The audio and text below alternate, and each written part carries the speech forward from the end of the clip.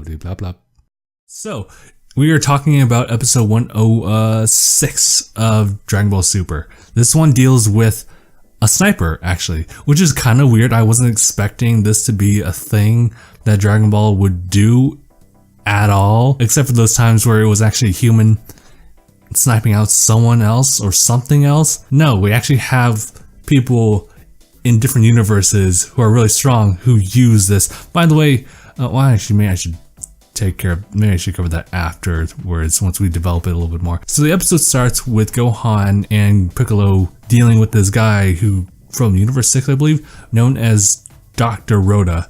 And he's going on about like how he's been called the Doctor, but he doesn't get that chance because he just gets sniped out of the blue, which hence builds the whole friendship, the whole tension that is, who's the sniper dude? So Gohan and Piccolo take some cover. They're trying to figure out like what just happened. What happened to him? He's still alive, right? He's not dead? Yeah, he's good. He would have been disqualified. There was a sniper out there. There's a sniper out there and it's locating on us, so we should probably lay low. And that's when they try to hide into more cover, and Piccolo gets his arm blasted off, which was okay. So you blast Mr. Rhoda, but he's okay. He's just unconscious. Well, if not paralyzed. You shoot Piccolo in the arm, and that thing just gets blasted off immediately. God, every single time that Piccolo regenerates an arm, it looks so painful. He screams and it just like comes out immediately. And apparently that takes up a lot of stamina for him. So, even though that's such a really broken regenerative ability, it costs a lot of stamina for him to do. So that's actually going to work bad for him. And so what you end up happening is Gohan and Piccolo just kind of doing some experimenting, saying, okay, how do we figure out where this guy is? And so Piccolo like uses his stretchy arms to see where the shots are coming from as he's using himself as a decoy. Gohan spots from a distance like, hey, I think I see something over there. And Piccolo's like, all right, sweet. We can go over there and we can take this guy out. Gohan's like, oh, wait, no, we can't do that because there's not a lot of cover over there. We're just going to be setting ducks. Well, actually, I have an idea. Throw a boulder. I'm going to shoot it and we're going to use the dust as cover. Oh. So far, so good. Cover. They find one of these floating orbs that's been kind of tracking them. What is this? And they find out that these things actually track them not just by their sight, but also by heat as well. And so they had the bright idea of just like shooting. This is actually kind of new to me. They shoot energy at all the different like rocks around them just to heat up and confuse the enemy. And so the sniper has the bright idea of just shooting like several lasers, or at least what seems to be a collaboration between the sniper and a guy who actually redirects them in different angles and whatnot using his like reflection ability. You know, instead of just like focusing on one shot, you guys just get a barrage of like sniping shots, which, by the way, this is coming from a guy who uses an arm blaster. Hold on. Well, I'm pretty sure there's something else to it, but just looking at it, that's an arm blaster. Wait, getting so much grief with a guy who uses a blaster? What the hell? What are you even doing, dude? But hey, I mean, like if it has its fine point of a focus as like a special beam cannon, it's gotta be something. So it blasts Piccolo's arm off, but then again, it doesn't blast Rhoda off or anything like that. So it's like, oh, okay. A barrage of lasers just like land in the entire area. Gohan and Piccolo are completely isolated. They have no way of escaping from this hell zone of like blasters. Meanwhile, Tien was investigating what happened to Dr. Rhoda, even though they didn't really care. It was just a guy unconscious. Vegeta and Goku meet up with Tien. They see, wow, really could just see him. This is kind of stupid. But the fact that you could see this reflector guy just like out in the open, just like reflecting beams in this general area. You just see a barrage of smoke being blasted up just by this guy. The fact that they can see him just point blank like that is hilarious in my mind. You would think that this guy would be a little bit more discreet, or if anything would be on higher ground in areas where you couldn't really see him per se, but hell, I mean, if it's him and a sniper working together, then I guess he needs to be exposed or something like that. So they split up into groups. Tien goes to see how Gohan and Piccolo are doing. I don't know what he was going to plan on doing anyway. Goku and Vegeta go and fight off this reflector guy with their energy blast, but it turns out this guy absorbs ki waves. So there's actually no point in like their attack on him, even though it was a really cool Gallic Gun Kamehameha combo. This guy just like took the hits. Meanwhile, Tien investigates more of the sniper.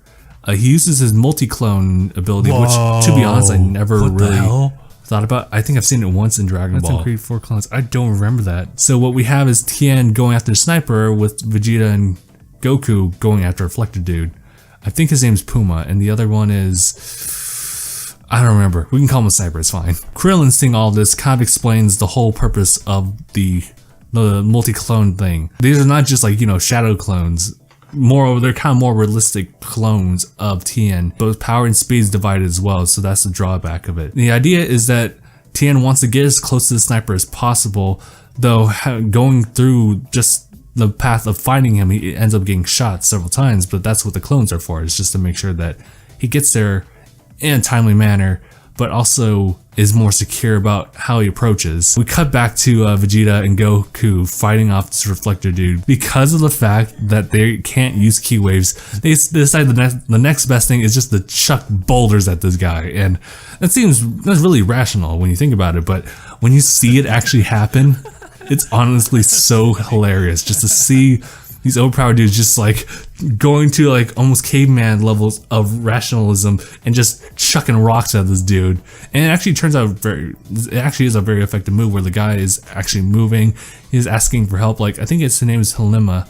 The guy's called the Sniper. He's like, hey dude, help me. I need help over here. The guy's like, oh shit, dude, I'm sorry. I have to take care of this. Tien actually is down to his last body and he uses his new key blast cannon thing. Oh man, I'm not sure if he used it in one of his recruitment episodes, but that was actually kind of cool to see how he was able to pretty much take out this guy like even beyond cover and just have him at a standstill. Tien approaches this guy. He was about to fire him down, but the Sniper takes the last ditch effort at the edge of the arena. By the way, they're at the edge of the arena. Forgot to mention that, and I guess the show also forgot that too. Oh, Tien. So the idea of like blasting the ground beneath them was to cause Tien to fall off, and by the looks of it, it was going to work. But somehow Tien was able to summon clones and grab the guy and have him fall with him. Oh yeah, so clones? We end up having a double knockout. We have Tien and we got the Sniper taken out, which leaves, you know, Puma, the Reflector Dude. And there's something about the shot of like Vegeta asking about like whether Puma has any powers or not to fight back, and Goku just casually holding a boulder right next to Vegeta, just like, what's up then? And then out of nowhere, we have Dr. Rhoda just up there just saying, oh, so it was you. I'm here for payback. You guys want to figure out why I'm called a doctor? Vegeta just didn't care about that. He was like, dude, shut the hell up. And just like shoots a Galick gun at both of them, knocking those two out. Universe 6, Universe 2. And yeah, that's pretty much it. It sucks that Tien was knocked out very easily. We didn't really see too much of what he can do aside from like infiltrate a Sniper. It really does suck because I was really hoping to see more of Tien's action, kind of similar to what Master Roshi did in the last episode.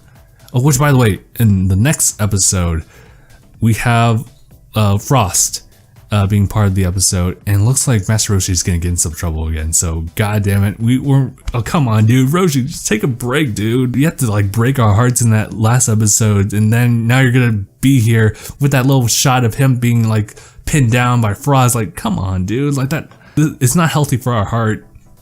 But yeah, that's pretty much it for this one. This was actually a very interesting episode. Not a lot of fighting per se, but more about a Sniper. A Sniper, mind you, who uses energy blasters instead. I'm pretty sure. What is the deal with that guy? I guess that works if you have a battle royale in which there's a whole bunch of area to cover. Then you might as well have like a Sniper being able to take out all these different enemies. But then you have to wonder yourself, like, you know, when you snipe down every enemy, you know, they're not dead or anything. You still have to throw them out of the ring to claim that as a victory. So when you shoot them, what then? Are you expecting all of your Universe 2 buddies just to go and pick them up and then just toss them off the ring?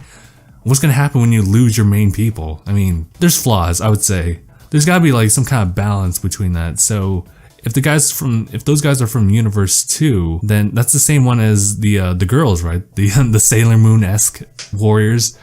So I guess that's where it would come from, but then that's also a lot of support and whatnot. I mean, every universe is different. They have different fighters and whatnot. I'm just kind of being a little picky about like, where's the balance? Because we got a guy who's a sniper. He's not really good at close range combat as far as we know. And we have a Reflector Dude who all he can do is locate an enemy, which is actually really handy by the way, but also reflect energy blast. So it works well with Sniper, but like fighting alone, these two would not really do well with anyone else. So yeah, it's kind of tough. I kind of imagine like maybe Goku would be better off fighting against the Sniper actually. Because to be honest, like Goku's faster, I'm sure. Instant transmission, he can like go into like different areas, but they had the story set up so Tien would have some spotlight.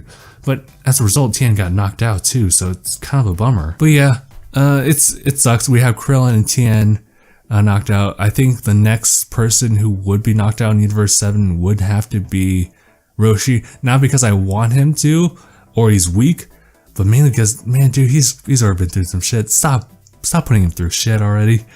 Let Vegeta and Goku decide that. Meanwhile, we don't know where Frieza, wherever the hell he is, and we've seen a little bit of 1817, but maybe we'll see him later on in the next episode. But Frieza's definitely just gone. He's off the radar. No one's paying attention to him. But yeah, that's pretty much it. I'm looking forward to the following episode. I wonder what Frost is going to be up against, especially when he pins down Roshi. It's Roshi. I'm hoping that Roshi at least lasts another episode, but otherwise I can see him being knocked out, thrown out of the arena. But yeah, I guess we'll just have to see. So yeah, we'll end it here. So thank you guys so much for watching. We'll see you guys in the next one. #bye.